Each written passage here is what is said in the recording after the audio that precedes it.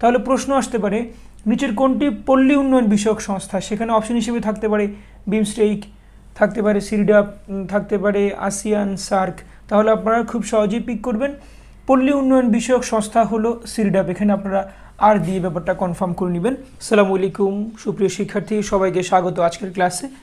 আজকের ক্লাসে আমরা আলোচনা করব বিমস্টেক এবং সিরডাপ নিয়ে। এই দুটা গুরুত্বপূর্ণ আঞ্চলিক সংস্থা। এই সংস্থা দুটোর বিভিন্ন কার্যকরী বৈশিষ্ট্যের পাশাপাশি যে বিষয়টা আমাদেরকে গুরুত্ব দিয়ে জানতে হবে তা হলো এই দুটো সংস্থার সদর দপ্তর কিন্তু আমাদের বাংলাদেশে অর্থাৎ ঢাকায়। তাহলে আন্তর্জাতিক সংগঠন কয়েকটার সদর দপ্তর আছে বাংলাদেশে, তার মধ্যে বিমস্টেক এবং সিরডাপ আছে। এই গুরুত্ব বিবেচনা করে আমাদেরকে বিমস্টেক এবং সিরডাপকে ভালো করে পড়তে হবে। আমরা এবার বিমস্টেকের গুরুত্বপূর্ণ তথ্যগুলো জেনে নেই। বিমস্টেকের ফুল ফর্ম হলো বে of Bengal initiative for multi sectoral technical and economic cooperation. প্রথম থেকে কিন্তু এই নামটা ছিল না। সদস্য দেশ বাড়তে বাড়তে আস্তে আস্তে প্রক্রিয়াজাত করে এই দেশগুলোর নামের সাথে সমন্বয় করে এই নামটা করা হয়। এই সংগঠনটা বা এই আঞ্চলিক সংস্থাটা বেসিকলি হচ্ছে বঙ্গোপসাগরীয় অঞ্চলের অর্থনৈতিক জোট। এটি প্রতিষ্ঠা হয়েছিল 6 জুন 1997 সালে, হয়েছিল থাইল্যান্ডের রাজধানী ব্যাংকক শহরে। প্রতিষ্ঠাকালে সদস্য ছিল 4টি দেশ, তখন ছিল Bangladesh, India, Sri Lanka, Thailand economic cooperation. এরপরে 97 সালে মিয়ানমার যুক্ত হয় এবং 2004 সালে নেপাল ও ভুটান যুক্ত হয়। তো যেহেতু আগে নাম ছিল বিমস্টেক এবং সেখান থেকে এই দেশগুলোর নামের সাথে মিল রেখে সংগঠনের নামকরণ করা হয়েছিল, সেখানে মিয়ানমার যুক্ত হয়েছিল। তো মিয়ানমার যুক্ত হওয়ার পরে নাম হয়েছিল বিমস্টেক।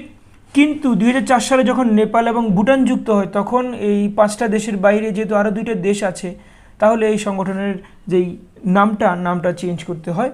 তখন ওই Bangladesh, India, Myanmar, Sri Lanka, Thailand economic cooperation থেকে নামটা চেঞ্জ করে bay of Bengal initiative for multi sectoral technical and economic কোঅপারেশনের নামকরণ করা হয়।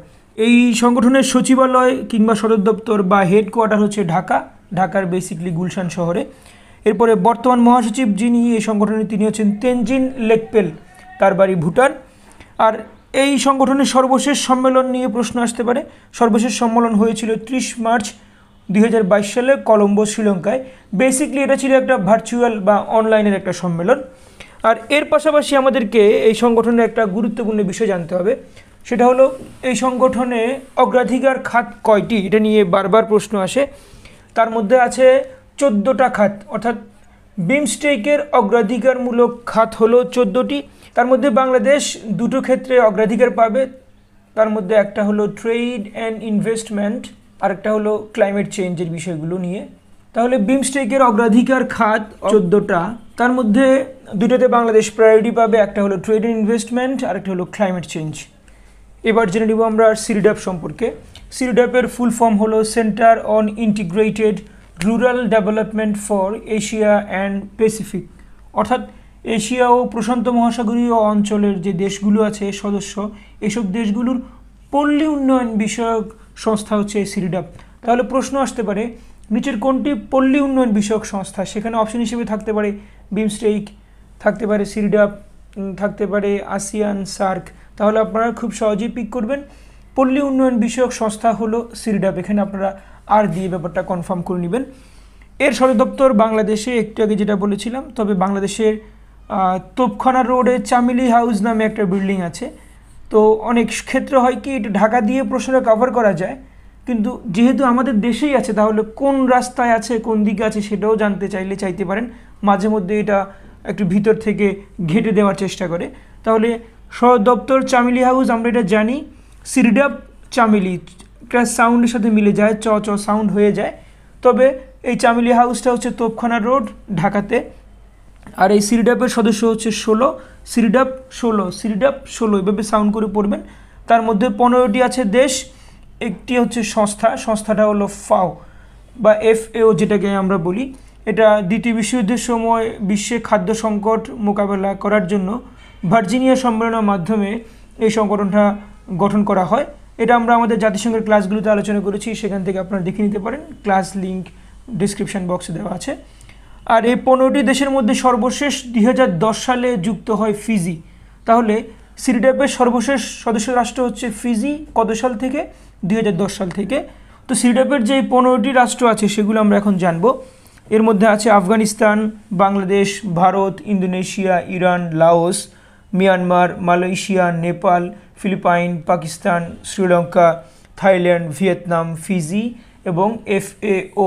খেয়াল করে দেখবেন এখানে তথ্য দুটো ব্যতিক্রম। একটা হলো এই সংস্থাটির সদর দপ্তর হচ্ছে বাংলাদেশে, আর একটা তথ্য হচ্ছে এই সংস্থার সাথে যুক্ত আছে আরও একটি সংস্থা, অর্থাৎ সংস্থাই সংস্থার সদস্য, এই জন্য এই বিষয়টা গুরুত্বপূর্ণ। তাহলে FAO হলো সিরডাপের একটি সদস্য সংস্থা। এটা নিয়ে পরীক্ষা প্রশ্ন বেশ কয়েকবার এসেছে, আপনাদের জন্য আসবে।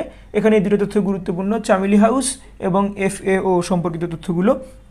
আর এর বর্তমান প্রধান হচ্ছেন চার্ড শেখ ভিরাপাদ, তার বাড়ি হলো থাইল্যান্ড। তো একটা বিষয় বলি, এই সংস্থাটির সম্মেলন খুব বেশি একটা হয় না। কেন হয় না জানি না। সর্বশেষ সম্মেলন হয়েছিল 2010 সালে। 2010 সাল পার হয়ে এখন 2022 সালও শেষের পথে, এত লম্বা সময় পরেও কোনো সম্মেলন হয়নি। সো এর প্রায়োগিক বা প্ল্যান মাফিক যেই কাজ সেগুলোর অগ্রগতি তাই আপনাদের কাছে খোলাসা করে বলা যাচ্ছে না। তো যেসব তথ্যগুলো প্রিলিমিনারির জন্য প্রয়োজনীয় সেগুলো বলে দিলাম, সেগুলো আপনারা নোট নিয়ে নেন আর এই পড়াগুলো রিভিশন করতে থাকেন। ইনশাল্লাহ ভালো একটা ফিডব্যাক পাবেন পরীক্ষার হলে। আর এর পাশাপাশি অনেকগুলো প্রয়োজনীয় ক্লাস আমি আমার চ্যানেলে আপলোড করছি প্রতিনিয়তই। সবগুলো ক্লাসের ক্লাস লিঙ্ক দেওয়া আছে ডিসক্রিপশন বক্সে, সেখান থেকে আপনাদের প্রয়োজনীয় ক্লাসগুলো আপনারা দেখে নিতে পারেন। আর নেক্সট ক্লাস পাওয়া পর্যন্ত প্রত্যেকে ভালো থাকেন। আসসালামু আলাইকুম।